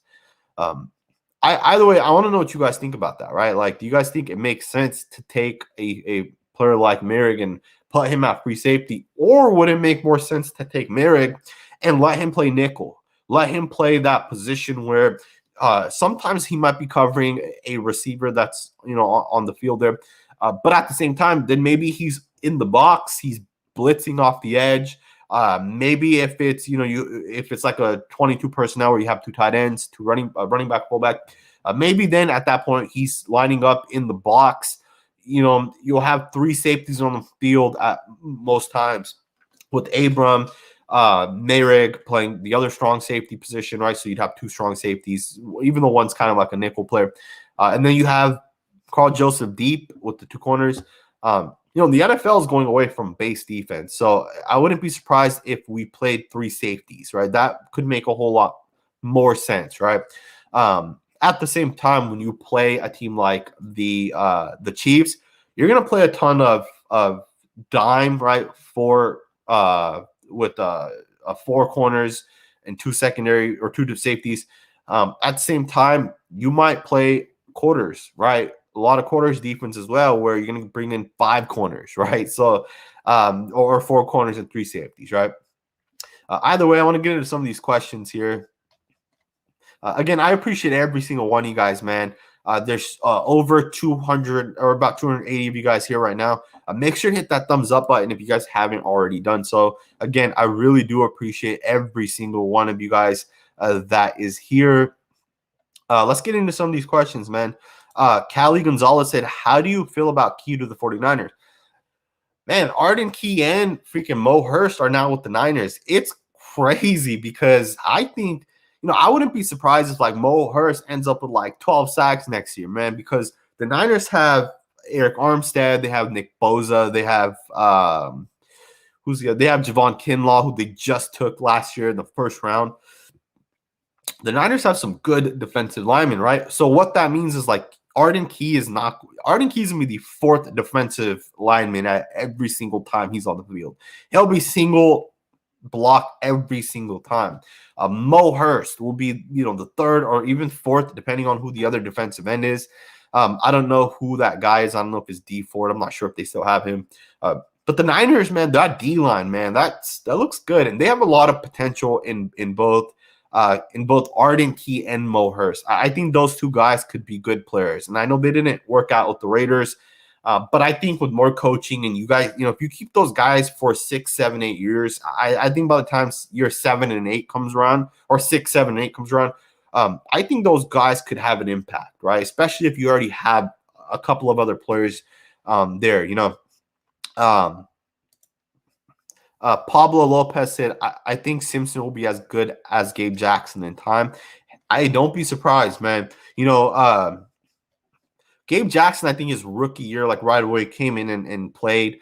And going into year two, we already knew this guy's a good freaking football player.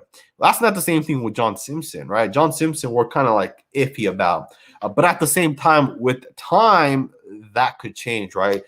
John Simpson could be as good as Gabe Jackson. Now, I think Gabe Jackson's probably a little bit thicker, a little bit stronger than John Simpson. But I think Simpson might be quicker and faster than Gabe Jackson, right? Delta Sportman says, so Jamin Davis is number 2 linebacker. Interesting take. I don't know if I want to 100% confirm and say that I believe that, but I do think Jamin Davis is being undervalued, right? I talk to a lot of people in the scouting community. I talk to a lot of people who know, their thoughts are different than what like Twitter says, right? There's a website that I go to. It's called mockdraftable.com. And basically, you can see the average of when a player is going to be taken, right? Like, for example, you go and look at Christian Barmore on mockdraftable.com, and you will see Christian Barmore picked anywhere from like pick 10 to like 28, right? And there'll be an average number of where everybody's having him picked. But that might be different than what the scouts think, right? The scouts might think that Christian Barmore is a top 11 pick, right? Scouts think differently than Twitter, and that's a true statement. And that's the same statement with Jamin Davis. Jamin Davis was mocked as a 3rd or 4th round pick up until Mel Kiper Jr. had the Raiders taking him with the 17th overall pick.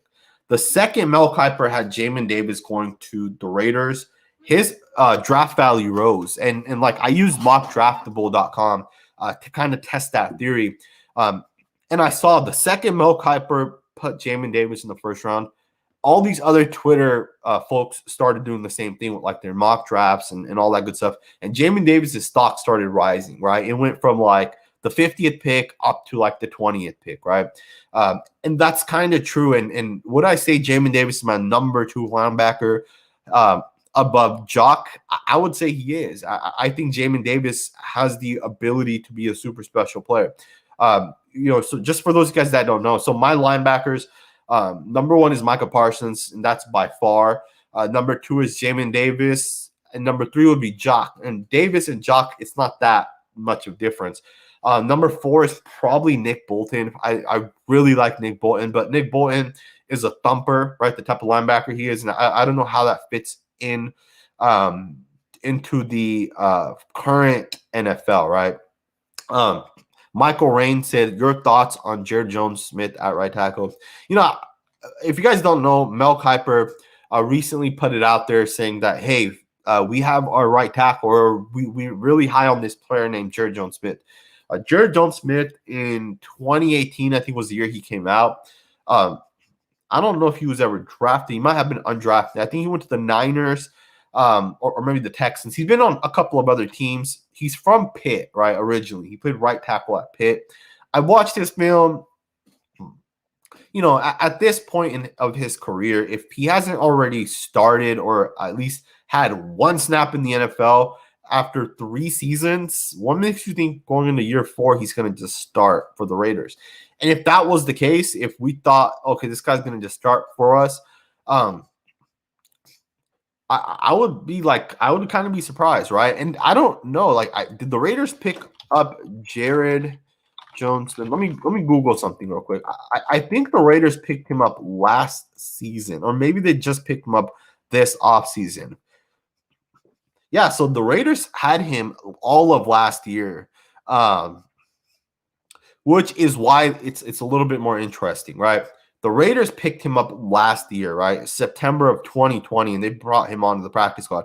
And they've kept him on the roster, which also means they're able to watch him and see what kind of player this guy could possibly be.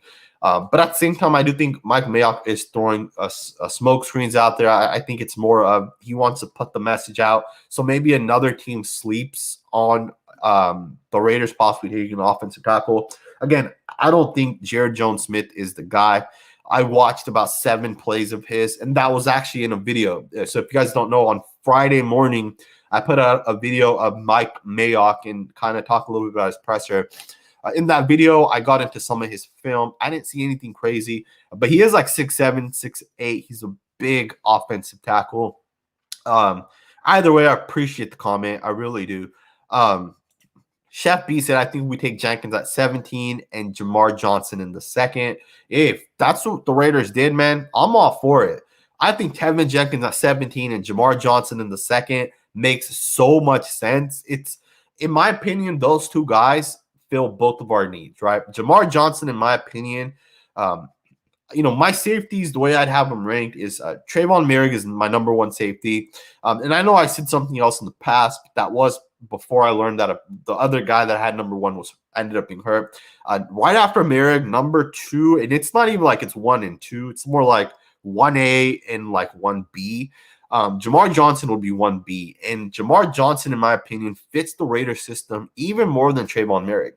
I do think that Trayvon Merrick is obviously the better football player, but Jamar Johnson is a ball hawking, very quick, very fast, sideline to sideline range free safety. And Jamar Johnson fits this team, man. He fits Gus Bradley.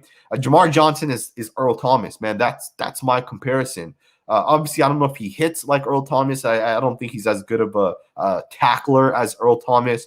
But Jamar Johnson is just as smart. He has that range that Earl brought to the Seattle Seahawks years back. Jamar Johnson, man, I'll make a hot take, man. There's a chance Jamar Johnson gets picked with pick 17. Man, you never know, right, with the Raiders. Some people will say, oh, Jamar Johnson's like around pick 35 to 50 type of player. Don't be surprised, man, if the Raiders take him with the 17th pick, especially if Trayvon Merrick is picked, man. The Patriots, I think, took a safety last year, so I don't think they would take a safety.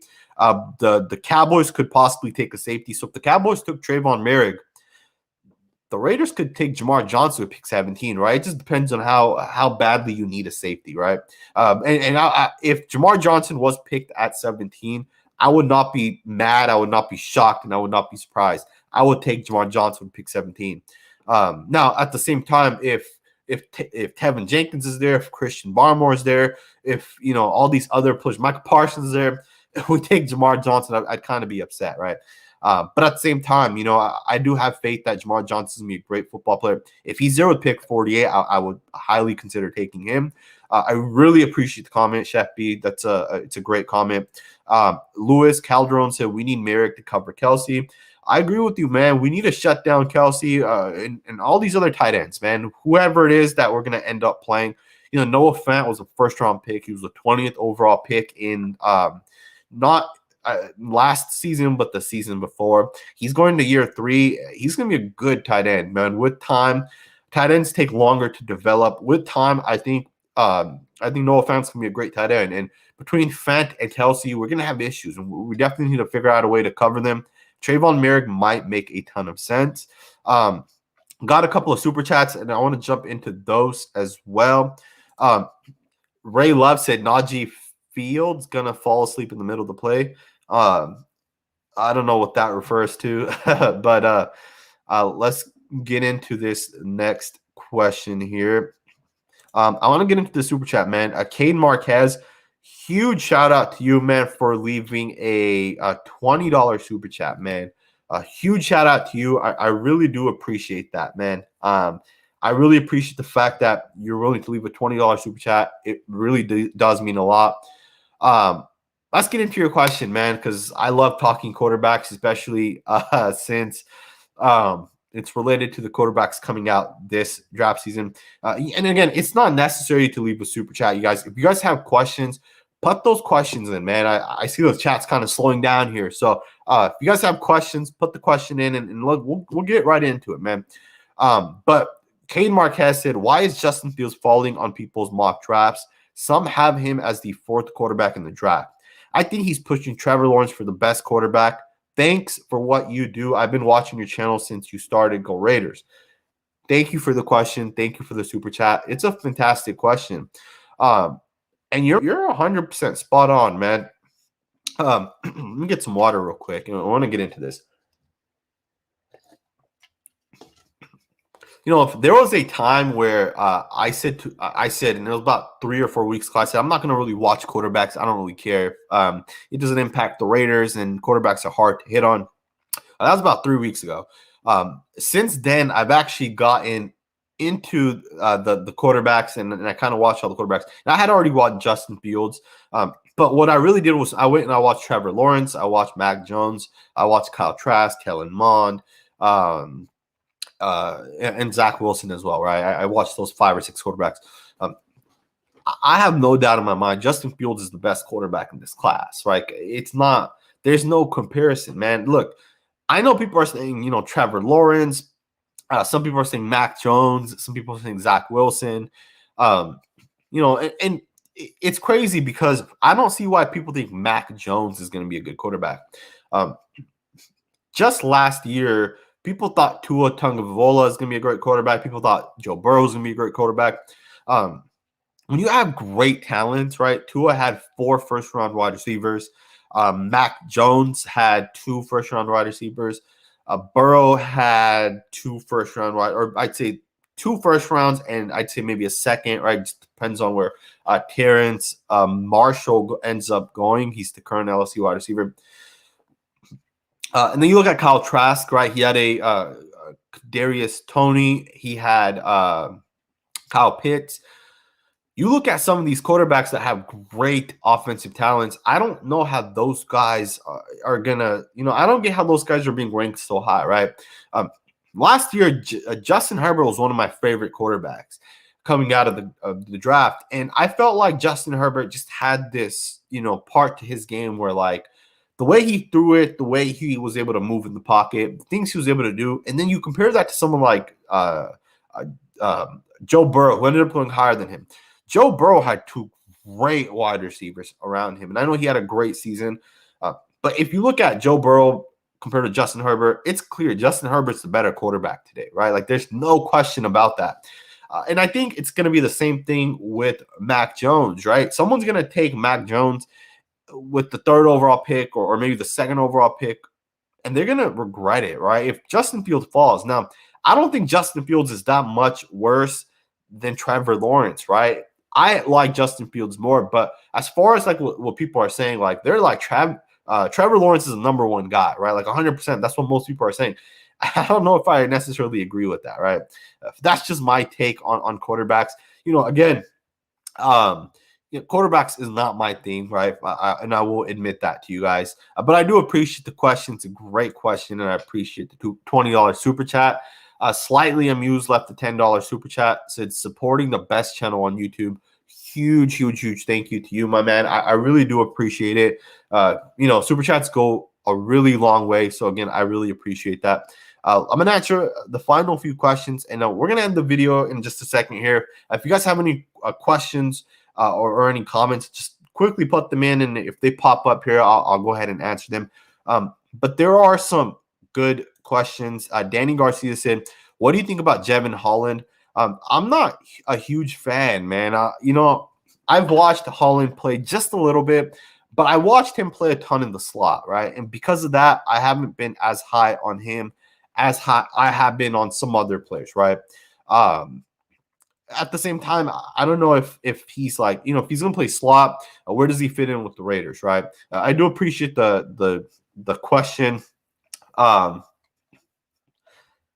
Danny Garcia left a $25 super chat. I really appreciate that. You said, keep up the great film work and breakdowns, Raider Nation for life. I really appreciate that, man. That's what's up. That's a ton of money. And I really do appreciate the fact that you're willing to leave a super chat to support the channel. Again, I really, really appreciate you. And I see a couple of your questions as well, Danny. And I want to answer one of your other questions. You said, what's Edward and Sanji in the nation? What's Edward? I believe you're saying Brian Edwards. I'm not 100% sure, to be honest. I apologize.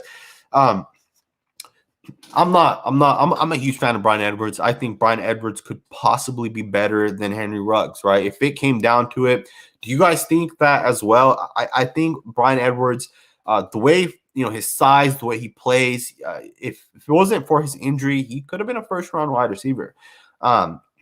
And again, he was hurt last year. He had his ups and downs. But if he gets the targets, Brian Edwards isn't that much different than Darren Waller, right? I think Brian Edwards is right there with Darren Waller as a special playmaker, which means that the Raiders' offense can be scary next year, man. Henry Ruggs, John Brown, Willie Snead, Darren Waller, Foster Moreau, who I think is going to be a great player, Brian Edwards, Hunter Renfrow doing his stuff right there in the middle. I think our offense is going to be dangerous, man. And Kenyon Drake and Josh Jacobs as well. We'll see how the O-line holds up. That's going to be a big determine. This is going to determine how our team kind of ends up.